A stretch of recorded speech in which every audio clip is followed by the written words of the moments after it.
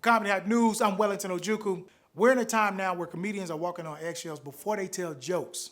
Ah, man, you gotta be careful with your transgenders. You better word that one right. You better take that one to spell check, my friend.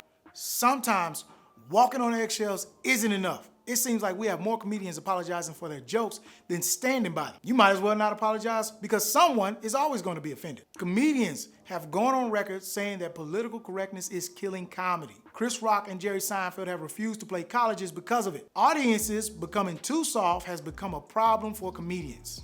Motherfuckers are so sensitive, the whole country is turned into bitch ass. And what's crazy, I've seen more comedians apologizing for jokes than I've seen cops apologize for shooting unarmed black people.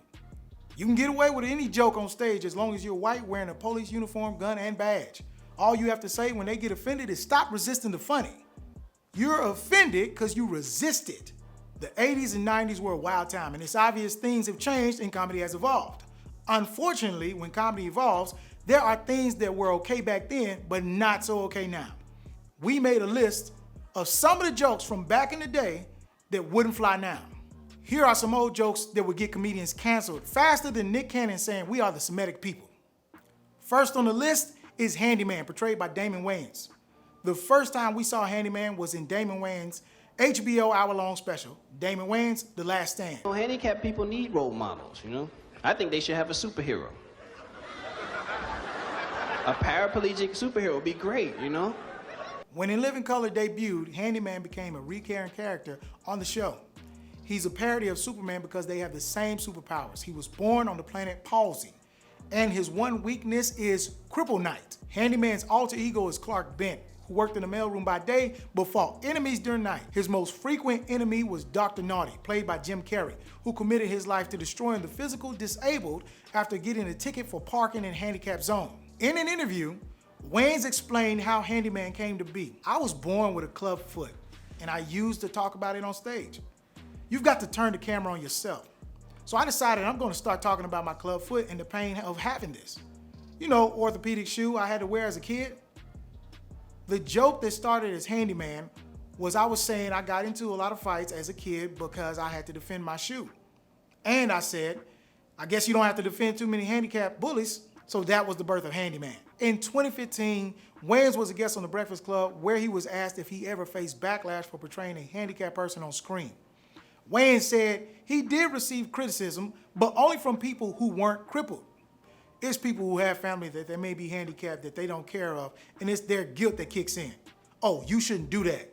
Well, you should hang out with your crippled cousin. Another joke that wouldn't fly today is Saturday Night Live's famous word association sketch with Richard Pryor and Chevy Chase. In 1975, the hottest comedian at the time, Richard Pryor, hosted Saturday Night Live.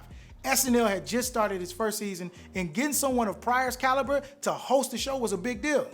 Before Pryor accepted, he had a couple of conditions. Paul Mooney would have to be the writer, Richard's friend Thalmus would be an actor, Gil Scott-Heron would be the music guest, Richard's ex-wife, Shelley Bonus, would deliver a monologue, and its current girlfriend, Kathy McKee, would also be in the show. According to David and Joe's Henry's book, Furious Cool, Chevy Chase begged Mooney to write a sketch for him and Richard. What came out of it was the word association sketch that some consider one of the best sketches ever in SNL history. In the sketch, Pryor is being interviewed by Chevy Chase. Chase says a few words and asks Pryor to say the first word that comes to mind. They start off going back and forth with it. Tree, dog, fast, slow, rain, snow. But then the interview gets a little interesting. Beer chucker. White trash. Jungle bunny. Hunky.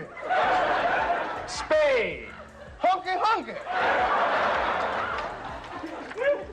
Nigger. Dead hunky. Mooney said it was the easiest bit he's ever wrote. The sketch was his response to Lorne Michaels cross-examining him when Richard said he wanted Mooney as a writer. According to Scott Sauls becoming Richard Pryor, Michaels interrogated Mooney. How long have you been writing? How long have you been doing comedy? All I do is bring out what is going on beneath the surface of that interview with Lorne and the NBC execs in the Highlight Green Room. Next on our list is Eddie Murphy's opening bit in Delirious. Rules and shit. Hey, straight up, aren't allowed to look at my ass while I'm on stage. If the joke were done today, the LGBTQ wouldn't let Eddie live it down. So if you don't know where the section is, you got to keep moving. So if they do see it, it's quick and you switching. Back in 1996, Murphy apologized for his homophobic jokes. I deeply regret any pain all this has caused. Just like the rest of the world, I am more educated about AIDS in 1996 than I was in 1981.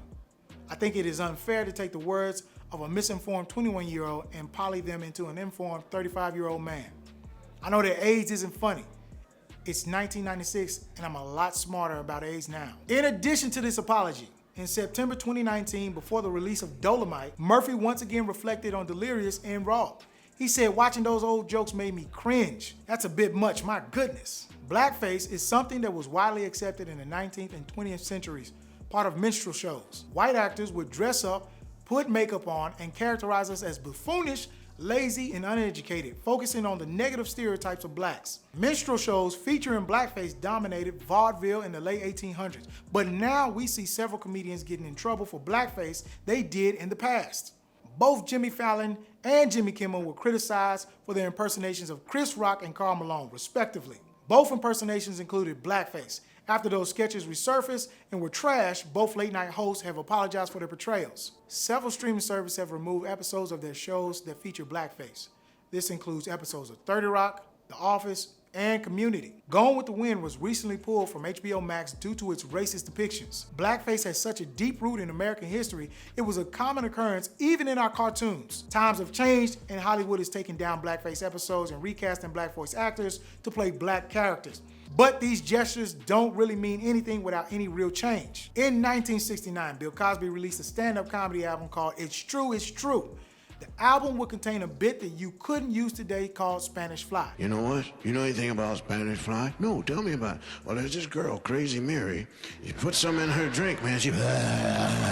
Spanish Fly comes from blister beetles, specifically the liquid that's found in them called cantharidin. In ancient history, cantharidin was used as an aphrodisiac to treat warts and moles, and is still used as medicine today in some countries. However, despite its use to treat piles, ulcers, among other things, the drug does have a side effect similar to Viagra, which is why it was so popular.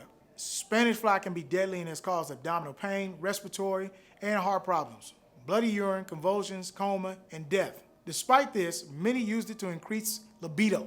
Go to a party, see 5 girls standing alone. Boy, if I had a whole jug of Spanish Fly, I'd light that corner up over there.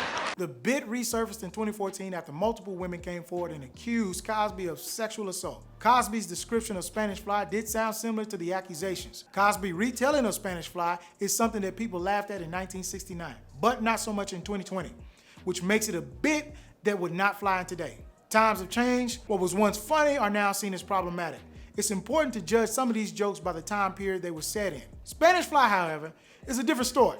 None of the jokes I mentioned will hold up to today's entertainment standards, unless you're at an open mic night in Rikers Island. But this is just another example of evolving with the times. Stay up to date with the latest news in comedy by subscribing here to our YouTube channel and follow Comedy Hype across all social media. For Comedy Hype News, I'm Hannibal Buress.